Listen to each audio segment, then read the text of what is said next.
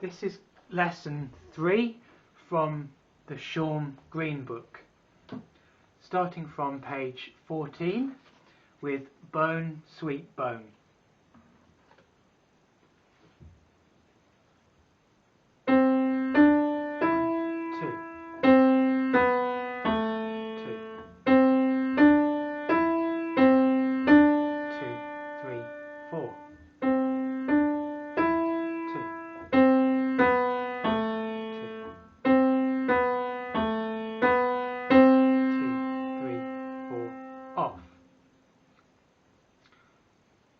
So remember one or two of the things I've said before. Try to join the notes but not overlap them. Remember to count the full value for the longer notes. So for example here, 1, 2, and then. Obviously both hands have got to put a thumb on middle C. It helps to be able to move one hand out of the way while the other's playing, but not so far that you can't find where you were. 2. You can sort of move one back and the other one forward so that you can keep your place. Obviously, because I'm experienced, it's easy for me to just move one hand right away. But for you, it's probably better to keep them close if you're just beginning.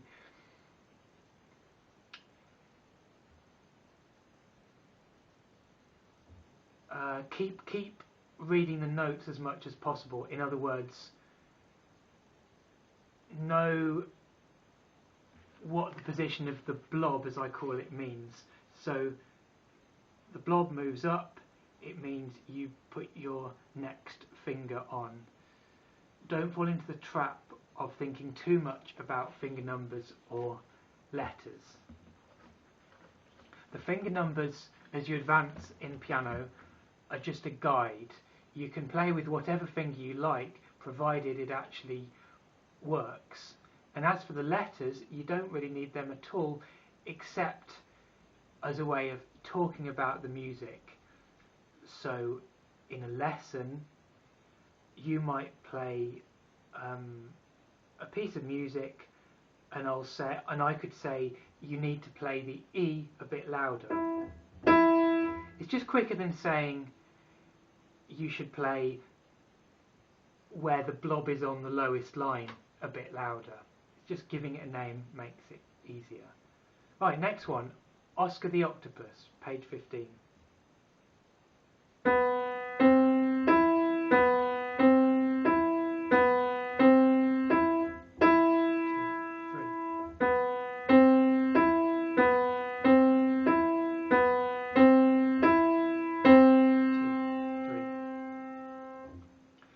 3 beats in a bar.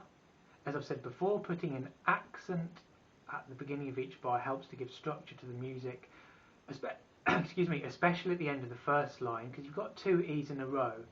It just works better if you accent the second E.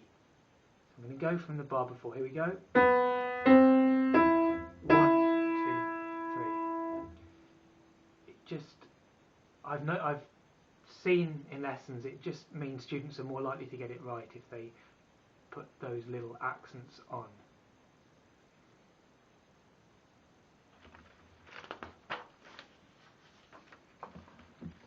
Page 16, Deep Sea Diving.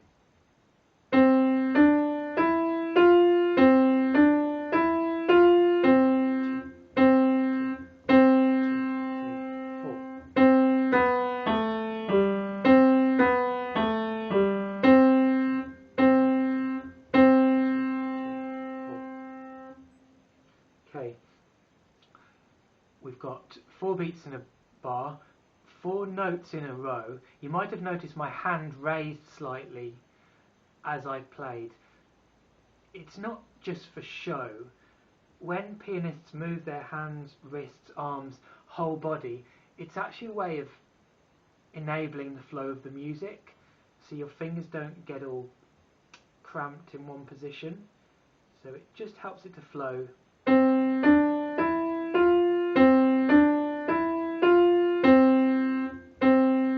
Helps it to flow by doing that. With this piece, remember to count to 2 with the minims and count to 4 with the semibreves. And for American listeners, count to 2 for the half notes, count to 4 for the whole notes. Next one, page 17, Old MacDonald.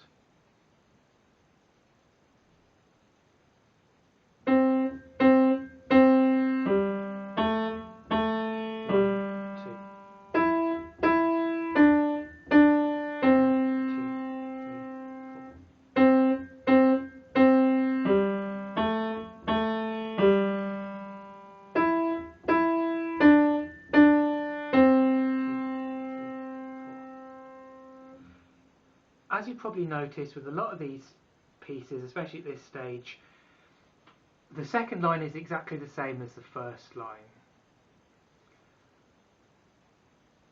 It's almost exactly the same. The first line has indicated finger numbers, the second line doesn't. I therefore suggest that it's a good idea, maybe even when you first play it, but certainly as soon as possible, to actually start with the second line, or only play the second line, so that you're reading the notes properly and not just using the sort of cheat of going by the finger numbers. Because although at the moment 1 means middle C, it won't always mean that. You can use a 1 to play a G to play any note, so it won't help you in the future. Something else in this piece, Old MacDonald, you have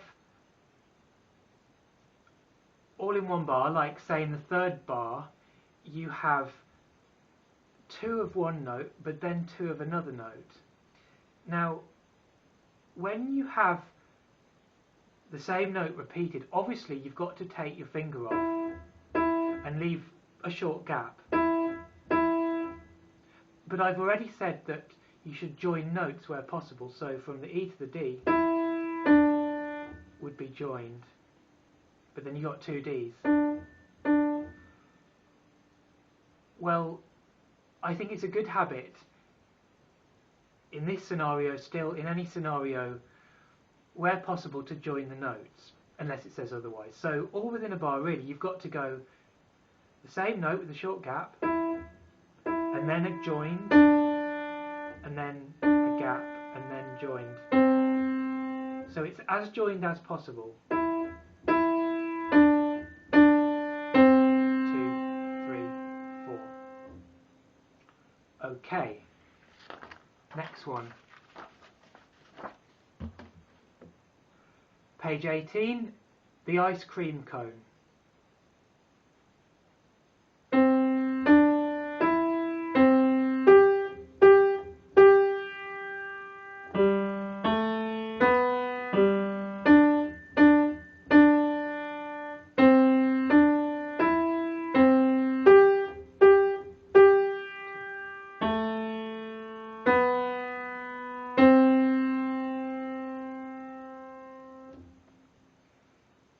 Again, the accenting of the start of each bar applies, particularly as in the second bar you're using your little finger, finger 5, the weakest finger. If you're not careful, you'll end up sort of losing the structure as you get to bar 2.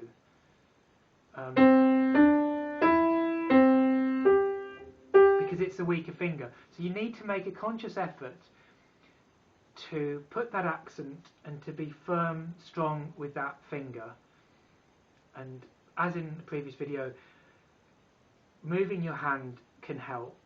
In particular, if your hand's high, you're putting the weight of your hand into the little finger so it doesn't have to press as hard.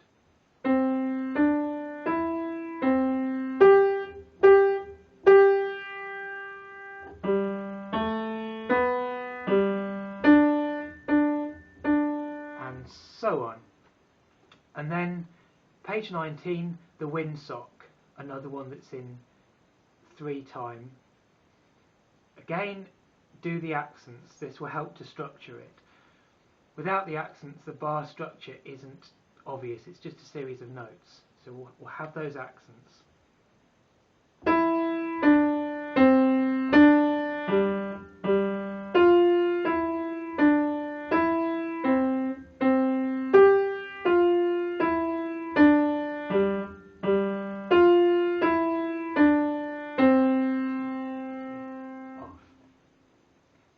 So no problem to exaggerate those accents. I sometimes get students to do that to make sure they're really getting the idea. I'll stop the lesson there.